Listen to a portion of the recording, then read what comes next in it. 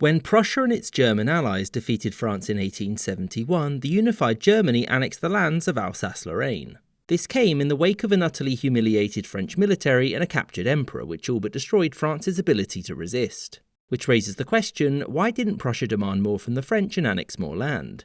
So, in order to understand why Prussia stopped at taking this, you need to know how the war started. At the start of the war, Prussia was politically led by Chancellor Otto von Bismarck, who, along with his monarch, desired a strong, unified Germany.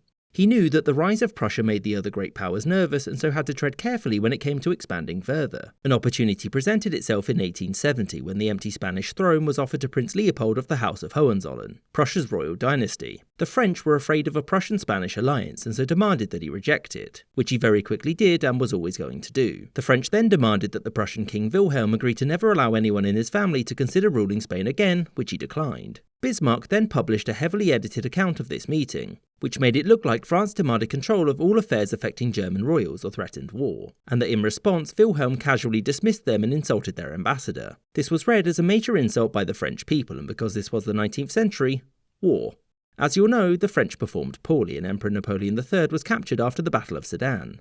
With the emperor in captivity and France's army defeated, Prussia's victory seemed assured. The issue was that there was now a new Republican government and it was one that was fairly extreme in its anti-Prussian sentiment. Despite an ongoing revolution in Paris, the new government refused to yield any land and didn't want to pay much money to Prussia, which as you'll guess was confusing to the Prussians because they thought they'd already won. So the defeat of France had led to the unification of Germany and the new German Empire wanted out of France very quickly. And there were two main reasons for this. The first was that the longer that the war dragged on, the more likely it was that another great power would join the war on the side of France. And the second reason was that occupying a country is expensive, and the parts of France that weren't occupied were still mobilising. So why was it then that Germany only annexed Alsace-Lorraine? Well, again, Bismarck was concerned about other great powers joining the war, and taking too much of France would have been seen as the new Germany becoming too powerful too quickly, which could lead to the British, the Russians and the Austrians getting involved, which wasn't a good thing. Furthermore, the point of the war was the nominal protection of German sovereignty, and thus annexing lands that were overwhelmingly French would have betrayed that cause. And also, Germany's demands were actually seen as being extremely harsh by other nations. Alsace-Lorraine was maybe acceptable, but even Bismarck believed that taking it would likely guarantee a future war with France. He wasn't wrong.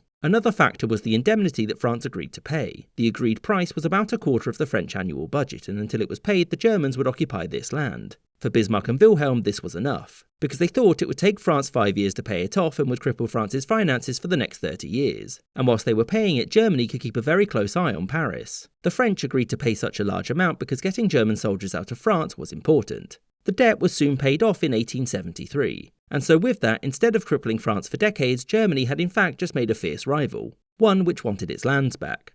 Thank you for watching, with a special thanks to my patrons, James Bisonet, Sky Chappelle, Kartoitska, Marcus Arsner, Yu Duan Wang, Anthony Beckett, Blue Cardinal, AF Firefly, Spencer Lightfoot, YN Hockey, Captain Psydog, Alex Schwinn, Gustav Swan, The McWhopper, Robert C. Perkins, Castle Bravo, Michael Holbert, Shuwenin, Marvin Cassow, Rod D. Martin, Spinning 3 Plates, Andy McGeehee, Kumun Yoon, Mirza Ahmed, Maggie Petskowski, Danny Atanasio, Calling Dr. Howard, Dr. Fine, Dr. Howard, Nova Historia, Copper Tone, Words About Books Podcast, Winston Kaywood, Remco Heusman, Jim Strumberg, Charles I, Lord Beak, Betkabot and Mohammed Al-Kakani.